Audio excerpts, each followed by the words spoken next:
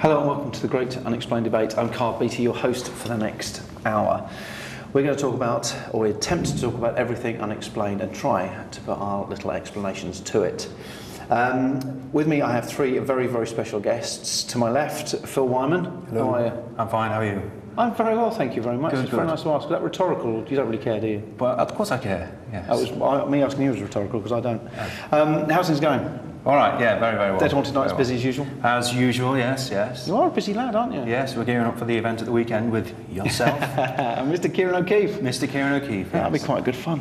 Next year we've got a couple of new faces. We've got Richard Harrison. Thank you very much for coming in. And how are you doing? Not too bad, thanks. Good, good. Paranormal investigator. Are you a believer or non-believer in the... Believer, but never... I'm not convinced. I've seen things, not convinced. You need more. You need proof. You need that right. And Andrew Clayton, thank you very much for coming in. Yeah. And again, you're a paranormal investigator. Yeah, I'm newish to the area, and I believe to a degree, but I want to convince myself a lot more. Again, it's that proof. You need that personal proof. It's strange. You kind of all of us. We're at that point where you need that personal proof before you can go on and kind of tell it to other people. Now, Richard, just for everyone at home, I mean, everyone knows who Phil Wyman is, and to be frank, they're probably bored of listening to it. No, they probably are. The emails we get...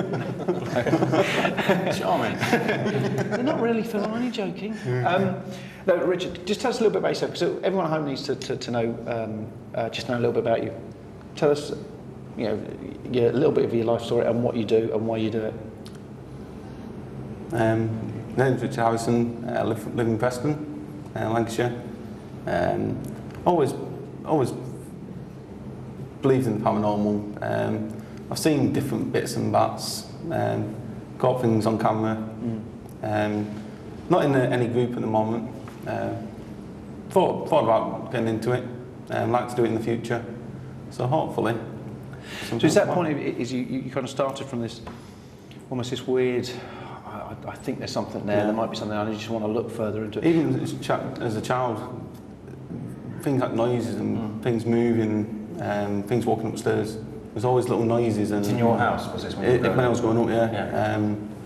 But it always seemed like there was something there, and the person who lived there before had verified it, that he'd had the same thing. So it was just lots of little bits and bats that you're never convinced until you've seen things, or you're still always looking for the extra. It's actually quite strange, isn't it? Because I think you almost have this point when I think we're probably all the same, that you kind of, like you said, when you're a kid, you kind of hear, see, or maybe experience something. And I think the two types of us, which separates us as to do what we do, and others who don't do it, is we will want to know what those things were, and other people will want to just. They don't want to know. They'll go completely opposite. So you'll be like, let's dismiss it and go on in life. There's nothing there. There's no. And now, Andrew, what's just tell us a little bit about yourself. Well, basically, I was told ghost stories by my father at places he's worked and stuff. And obviously, in your teen years, I watched a few horror films, and then obviously Most Haunted came on and everything. So, and then I've been with Phil on a couple of his events. And it's gone from there. I've got a bit more into it, and obviously the internet, you can find out more information about how you can go about the more controlled way of finding the evidence without assuming things. So I'm after not convincing anyone apart from myself, really. Yeah. I think you can't prove to anyone. You've got to if you prove to yourself. I absolutely agree. There's one thing I've always had this idea about the paranormal, especially what we do, is that the proof is always a personal thing, because you can never recount your actual feelings and your fear and what you've seen, felt, touched, heard. You can never really truthfully recount that, no matter how you try. You can't do it. And the worst thing is when you're telling someone and you just see their eyes go. You can see in their eyes going, yeah, right. Yeah. But unless they're there, and of course the trouble is if they're there, it probably wouldn't have happened. It's always difficult trying to put across what you experienced to somebody who didn't experience it. And it's really, really difficult. That's one of the most difficult things about the jobs that I do and Karl do, and you guys, telling somebody, this is what I saw, and this is definitely what I saw. And they always look at you like, whatever. But to me, I mean, you've done some stuff with Phil, and I think that, do you find that the fact that Dead Haunted Nights companies like that actually help, because I know for a fact when we started there weren't really a great deal of, well, there weren't any that you could pick up on and go, we want to do this. And it's companies like yours that and we've said this before, and it's not like just a huge advert for Dead Haunted Nights, but they're a very credible a public events company that they do what they do, and they do it very well, and that's why you've been going for a long time, and you're right at the top of your tree. But companies like that help you to understand what you want to do, because we couldn't do that 10 years ago. Now, because of that type of thing, did you think that's helpful to you? Certainly. Yeah, well, I think it's more important that the put across first instance is nothing's guaranteed. Don't come on the intention that you're going to walk in and bang, it's there, because it ain't going to happen.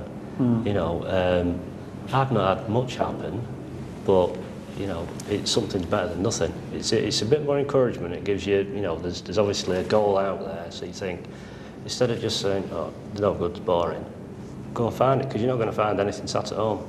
That's a good point. That's actually a good point. No one's ever put it that plainly unless before. you're in a really haunted house, but apart from that, yeah.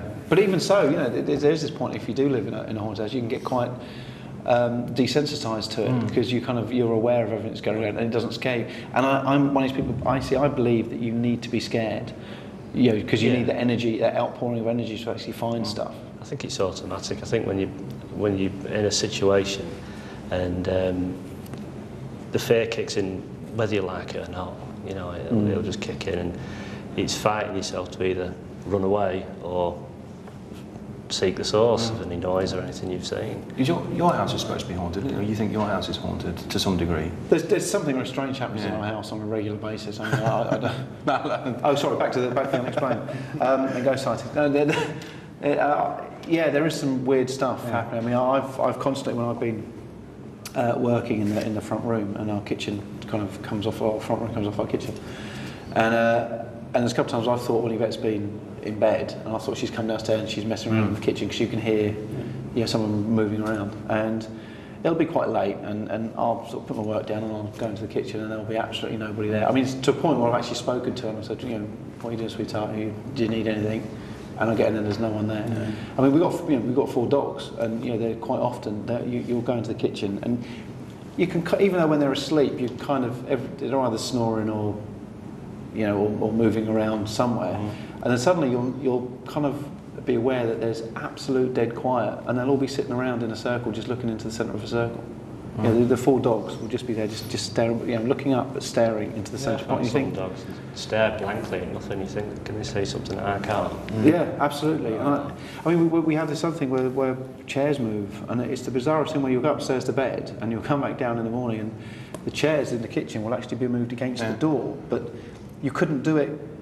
You could only do it from the kitchen, and if you were in the kitchen, that means you couldn't get through the door, because they're right up against the door, and you kind of think, well, something's happened, and because you couldn't mistakenly do it and go to bed because you wouldn't get through the door. So, and there's lots of things like that, and I mean, we've seen quite a lot. I mean, my son, he had a bit of a fit one night when he was convinced he saw some legs walking up the stairs, which is not attached to any particular body. And that's, it's a €500 house, so it's kind of, there must be a lot. Well, we know a lot's happened there. There were executions outside, and there was a royalist stronghold when the cowardly parliamentarians took over the country and killed our King Charles I. Nasty people. Anyway, let's get back after the break and we'll get back on track. Join us in a couple of minutes.